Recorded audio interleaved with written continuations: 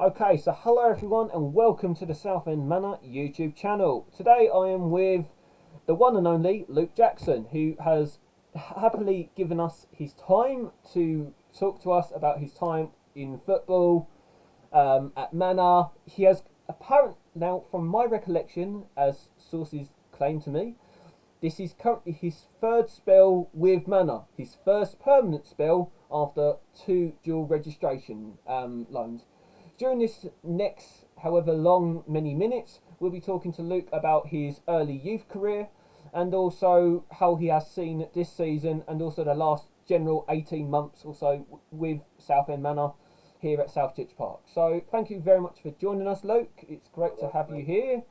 I think it's always great to talk about your genesis, where you came from, what you didn't come from.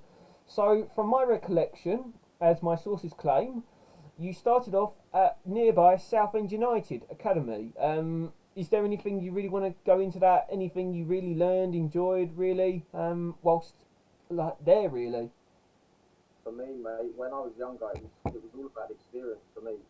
Obviously, I was there for quite a while, as you know, so I was there for 7 years. So I started there when I was about 7, and then I come out at the year under 15. So I was there for a good 7 years, and the amount you learn and the amount you progress as a player in that time is above and beyond. And unfortunately for me, it ended where it ended because of certain reasons and stuff. But I took a lot on in that time, and I learned a lot about myself.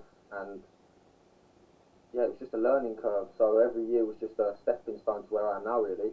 That's just brilliant. I can actually, fun enough, this is going to sound a bit of a weird one. I was actually part of the elite development squad at Southend, so I sort of know. So I was turning up on Tuesday evenings at about 5 till 6. So I definitely knew that there was definitely a high standard taking place. You could definitely agree on that, couldn't you? About there was such a high standard of players and calibre, wasn't there? In that sense. Yeah, so it was obviously it's Southend United, but it's not just the local area that they scout players from. So especially at my age group, you had players from pretty much all over the country coming in, even at the young age of like 10 and 11. Like you had players coming in from up north, from down south. You had people from everywhere. I definitely remember lads coming all the way from Dagenham. I remember my trial day that I went.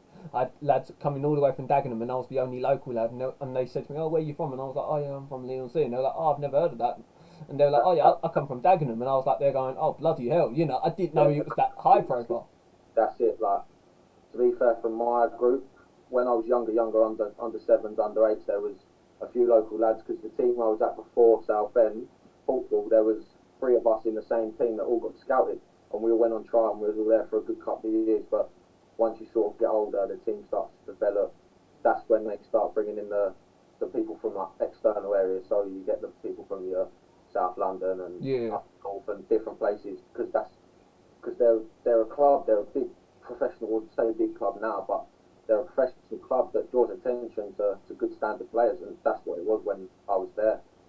So they were bringing in good standards from all over the place, because that's what they drew in. Yeah, like again, I can't disagree with any of that. Like it's anyone who has gone through any sort of youth system will know how tough it obviously is. So after you left Southend at the age of 14, you told me before we started recording that you had moved on to Wakering and you was there for a year. I take it this was as in Great Wakering at Burrows Park, if I'm not mistaken. This was Great Wakering Colts, so you obviously have the Rovers, which is Burrows Park and that sort of side of it. But because it was only sort of District Junior League football, and it was just normal Sunday league, it was more the Colts. So we were playing games at Cupids, which obviously you know where that is. So it's not really anything to do with the Rovers first team. But yeah, for me, Great Wakering was an opportunity to go and play with my mates, an opportunity to grow my confidence again in terms of playing football, because obviously coming out of a youth system, it's a hard one to take, especially in my case of being there for so long. Like, you can only imagine, obviously, you do something you love for 7 years in a professional system. You're training 4 or 5 times a week. You're playing every weekend against the well-known teams in the country, up and down the country every weekend, and you go from doing that to nothing essentially.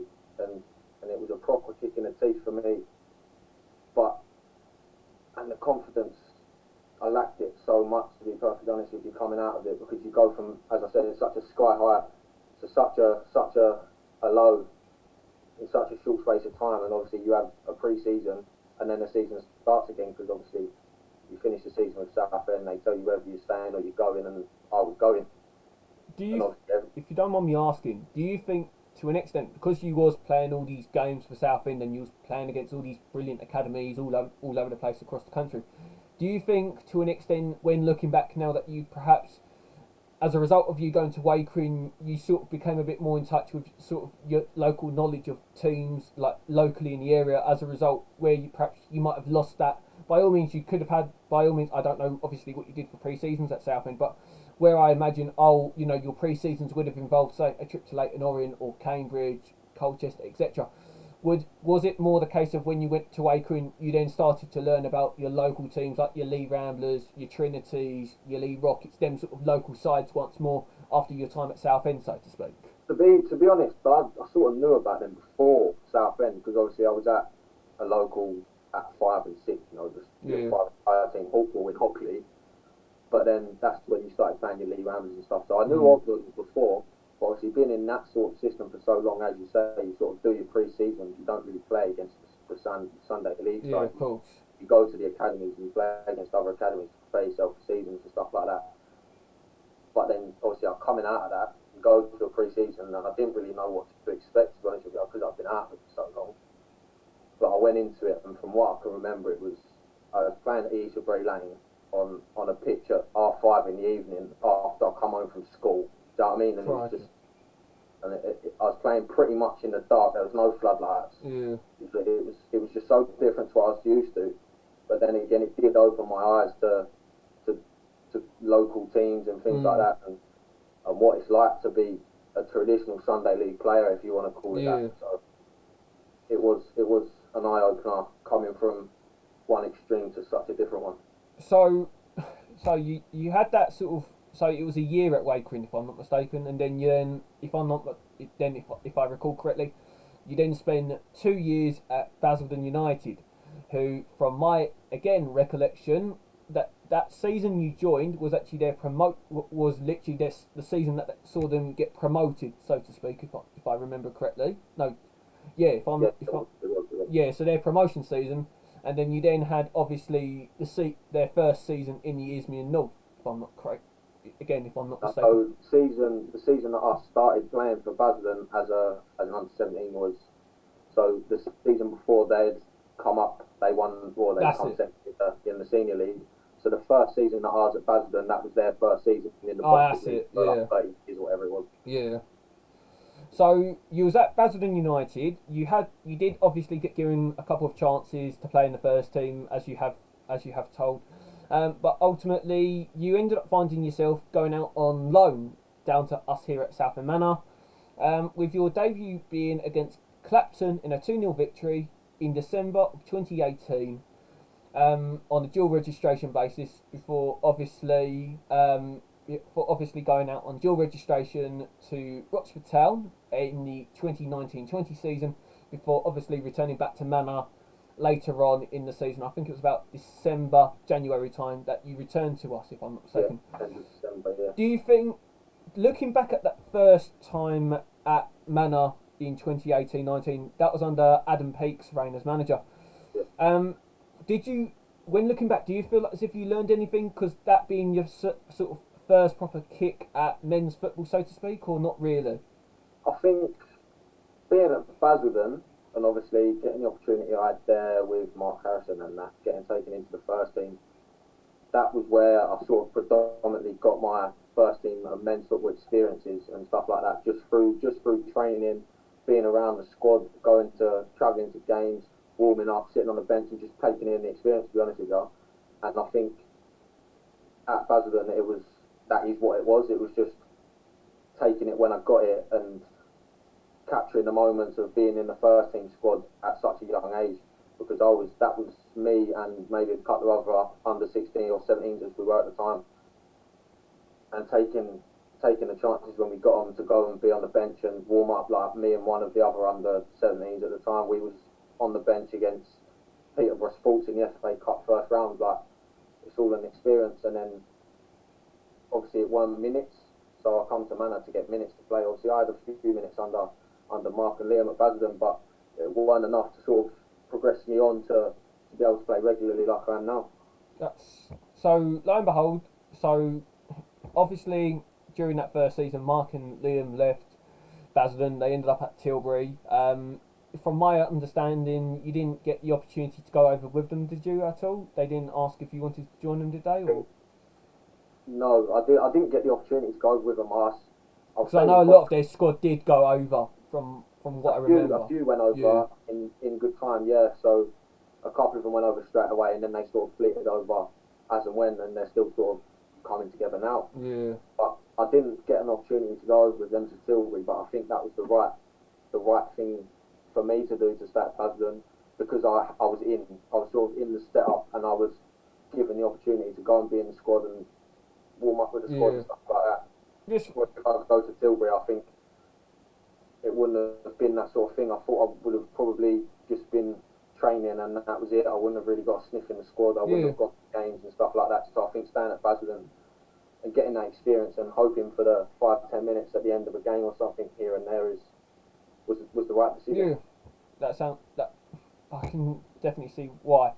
So lo and behold, you start off the 2019 20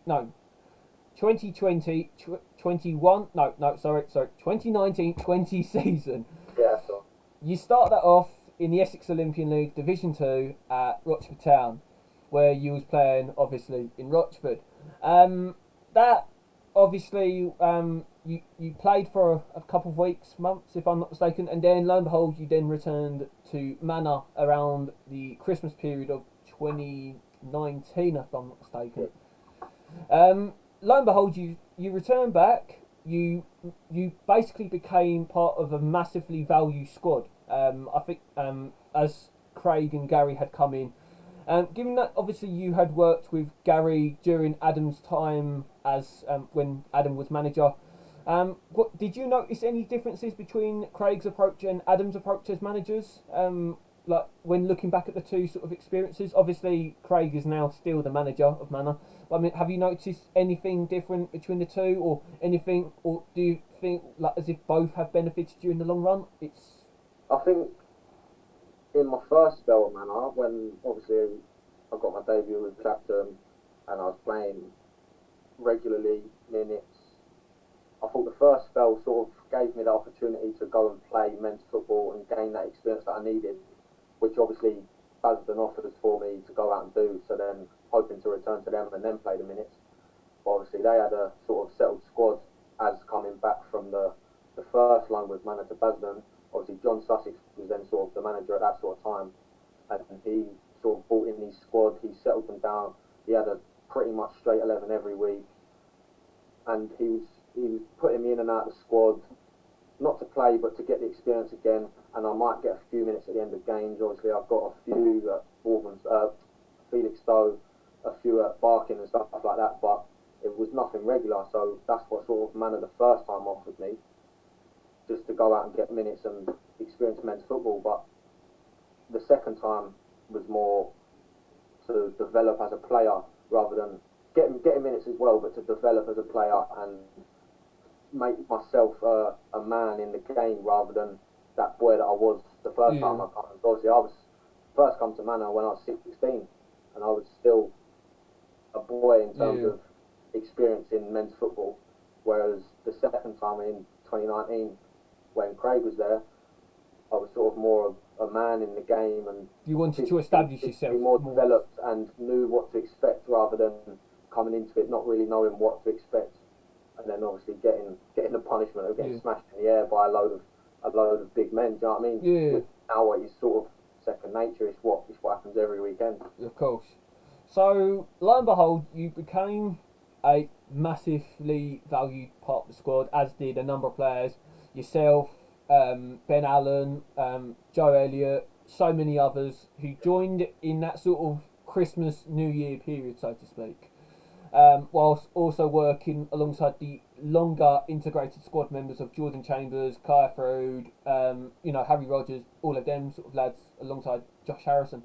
So lo and behold, when so if I'm not mistaken, you became part of the squad, and in fairness, the squad that we were building as the season became null and voided in March last year, could you agree that we were building something really quite good? We could have ended up, because I'm not trying to sound arrogant when I say this, but I think had we carried on, I do definitely think a top half finish could have been on the cards. I don't know if you could agree on that front, because we did pick up some good results. You know, we picked up a good win against St Margaret's, a 1-0 draw away at Tower Hamlets, a 2-2 draw against Hadley. You know, we were picking up the good results. Obviously, February wasn't the most perfect for results, but I take it from your sort of perspective as a group of players that you had at the time, you were sort of feeling, you know, this is your time to shine, so to speak. Could you agree in that sense? Yeah, so for me, the second time I come in, obviously, with the other boys like Joe and Ben, we come in and it was an established group again, so it weren't plain sailing to get straight into the squad.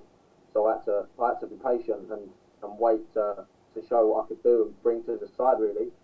But I couldn't argue that because the quality was there, and I come in on my first game against, I think it was against Stansted at home, and we lost 3-2, but we was 2-1 up with 83 minutes on the clock, and we dominated the game. Don't get me wrong, I come on early in the second half and tried to impact the game, but as I say, we was 2-1 up with 83 minutes on the clock, and we can see two scrappy goals in the last 10 minutes, and we lose the game 3-2. But despite that, the performance was still there. And then in my next game, we've got St Margaret's at home, and we win 2-1.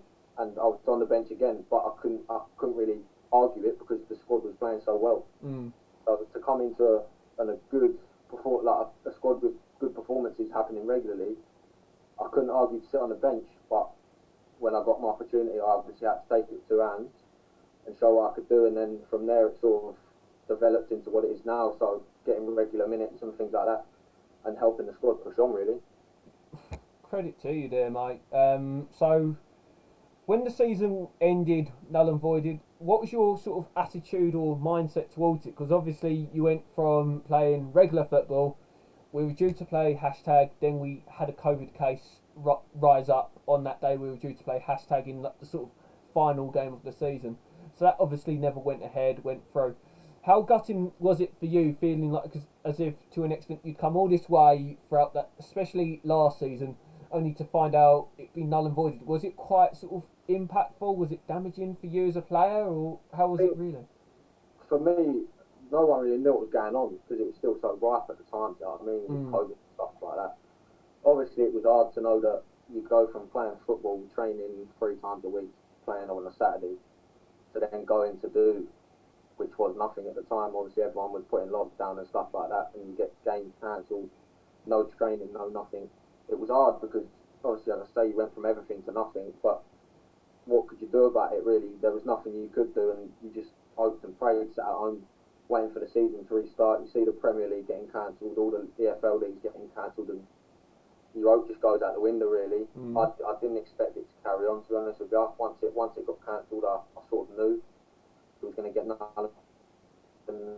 But don't get me wrong, I was upset because we was doing so well at the time. Don't get me wrong, we did go and didn't get spanked in one of our last games, but the performances around that game were good. Like we was nicking results at home, we was nicking results away, as you said earlier, but we couldn't do anything about it. So we just had to stay positive and stay motivated to come back in pre-season, whenever that was going to be, and push on for which was this season. Of course.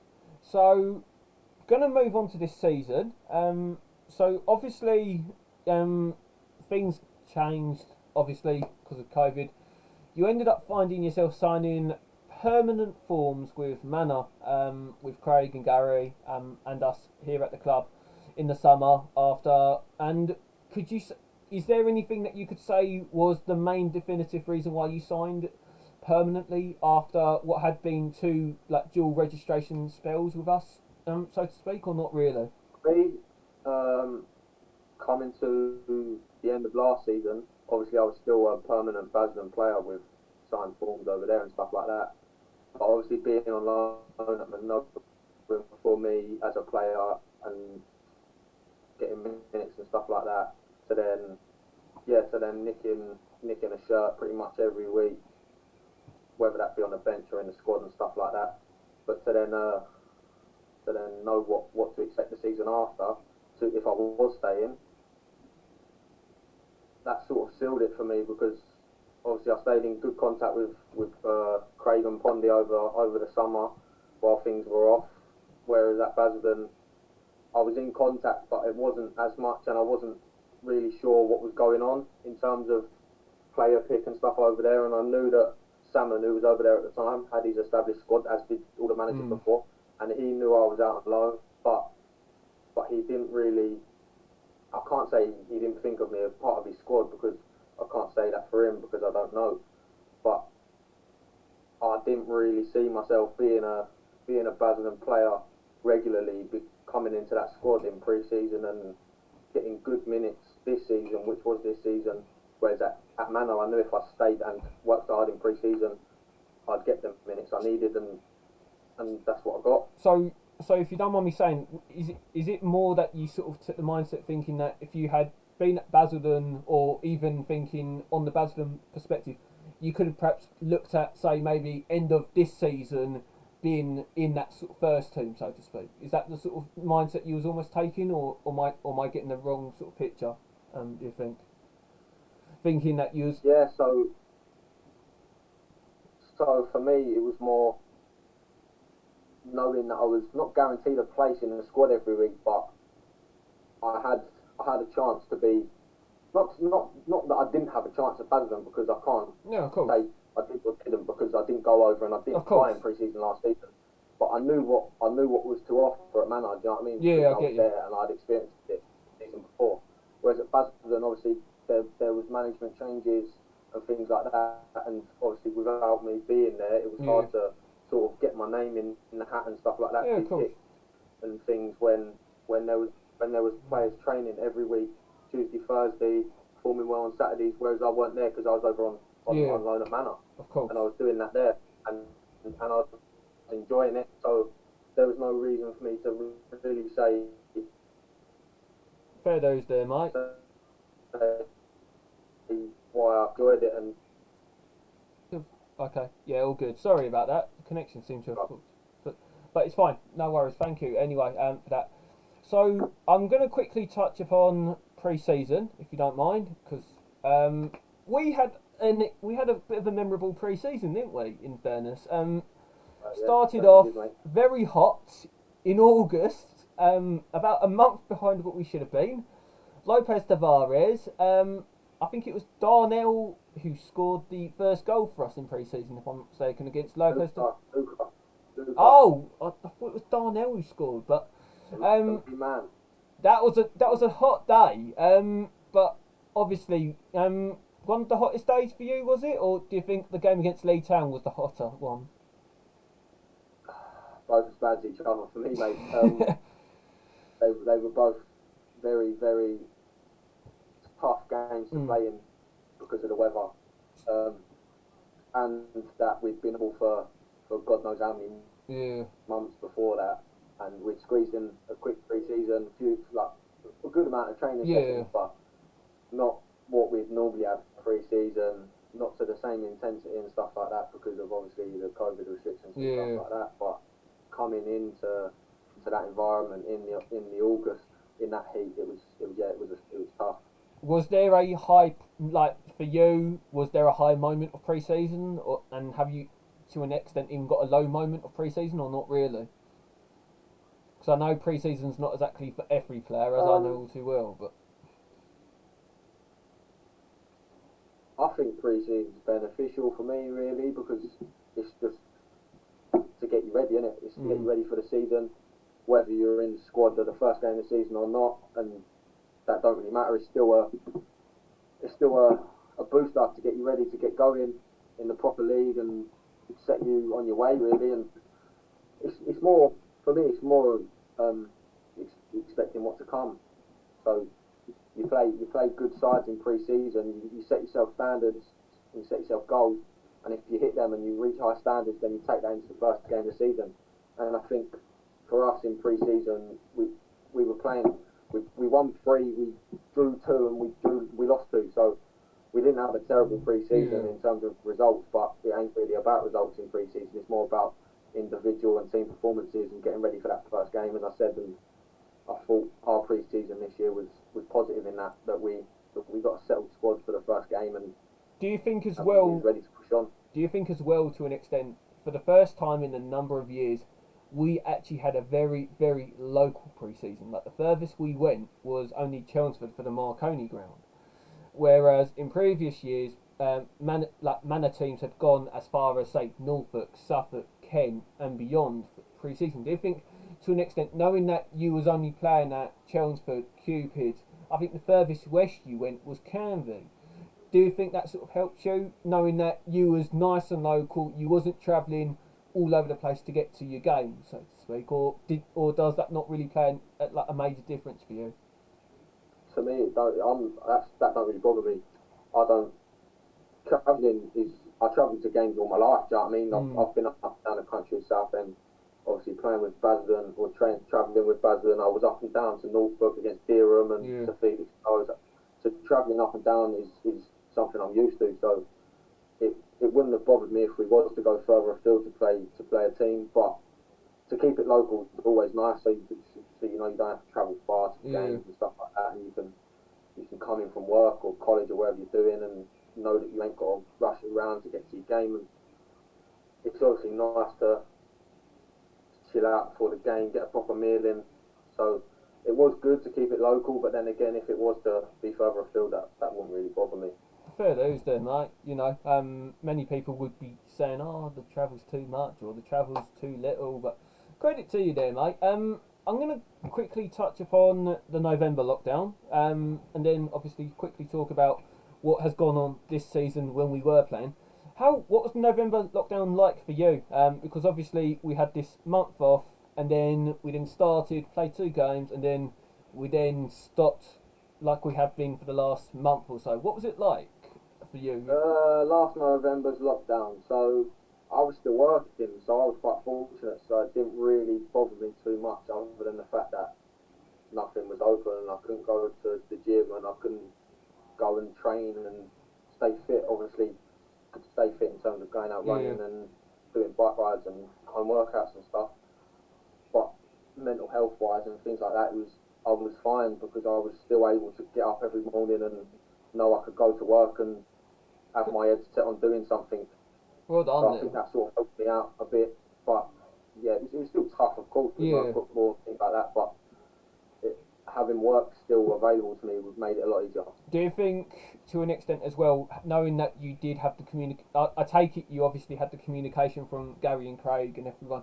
I take it that also has helped throughout the last few lockdowns, knowing that you've had that regular communication from everyone at the club, knowing that, you know, whether it be that you was doing online training sessions or whatever, Yeah, that's it. So in the November one specifically, obviously we were still mid-season, and we looked like we was going back to football because it was only the month lockdown and stuff. So obviously Pondy and Craig, they stayed in contact, and to keep us all sort of unified as a team and stuff like that, they set up challenges and home workouts and stuff to do in groups over Zoom and stuff like that. So it kept us well bonded as a team, and it sort of, to be honest, I think it helped in terms of performances when we went back as well. So we looked more a team when we went back, and we looked together. Everything we done was together, and rather than as individuals, which I think stemmed from the home workouts and things in the lockdown. Fair dues there. So I'm going to quickly talk about what has gone on this season, because I think it's safe to say, we can all admit, it's been a bit of a weird season. We've gone from drawing against the likes of Hashtag and beating teams like Saffron Walden, Walthamstow, to losing at home to the likes of Takeley. I was going to say, any high points, any low points for you this season when we have been playing, obviously, or what's been your take on it? You've just summed it up really there, mate. You go. There's been highs and lows all over the place. You go from winning at Walthamstow, drawing at Hashtag, and beating Saffron Walden, which are the highs, of course, and then you go to losing at home to Sawbow, and you go to getting beaten at home to Takeley, and getting beaten away on an hour and a half drive to Barking to West Essex, and driving home at half 10, 11 o'clock at night, knowing you've just been beaten 6-0. Do you know what I mean? There's been highs and lows all over the place, but I think for us this season, I think the highs have definitely outruled the lows for me. Oh, brilliant. So obviously we're here in this current lockdown. We're about a month into the lockdown, or the current lockdown that is. Do you see the season? I did ask you this off air earlier, but I'm going to ask you for the viewers. Do you see the season restarting, or if not, when do you see football restarting for us? Like from your perspective of it, obviously it could go wrong. Obviously it could be wrong, like anything. Yeah, obviously, with everything going on at the minute, no one really knows what's happening. But in terms of knowing the news and seeing what's going on and seeing hospitals and stuff like that, for me, I can't see it as horrible as it is to know and to think. I can't see football going back anytime soon. Anyway, maybe the same as last season, we get cancelled or whatever it is, and we go back in pre-season in the restrictions with the 6-man training and stuff like that. But I can't see us playing another game before the end of the season. For me, no. Fair dues. I think in all fairness, your view isn't by any means the minority view. I think it's very well represented. I can't, being truthfully honest, and on a personal perspective, I can't see it myself. But look on the bright side, you're able to sit in the warmth on a Saturday afternoon watching Gillette Soccer Saturday. I don't see the problem, but you know, that's what I've been doing. What have you been doing on your Saturday afternoons, except for obviously working on? Is there been anything else you've been doing on your Saturday afternoons instead of obviously being at football, or have you found something new to do? Or since the lockdown started, I've predominantly been working the majority of the time. So yeah, Monday through to Friday I work anyway, because obviously I'm still allowed to work. But on the weekends, if I'm off with work, I'll go and work. But I try and, me and my old man, try and squeeze in a session if we can down at the park or something to do a bit of fitness, keep up my fitness. Going out on my own to do a bit of fitness is what I've been doing most evenings as well. So yeah, I don't know. Other than working, I haven't really been doing a lot, because obviously there's not a lot I can do. yeah, But when I can get out and keep training and working hard and getting ready to go back whenever that may be, I'm doing my bit. So just trying to stay on top of things in these tough times, really. fair dues there. Absolute credit to you, mate. Going to finish off with one little bit. What is your sort of big aim that you could, like the fact you're only 18 now, you've still got at least another 10, maybe 15 years left playing in the game. Is there something you want to achieve in the game, whether it be reach a certain level, get to a certain level, play for a certain club?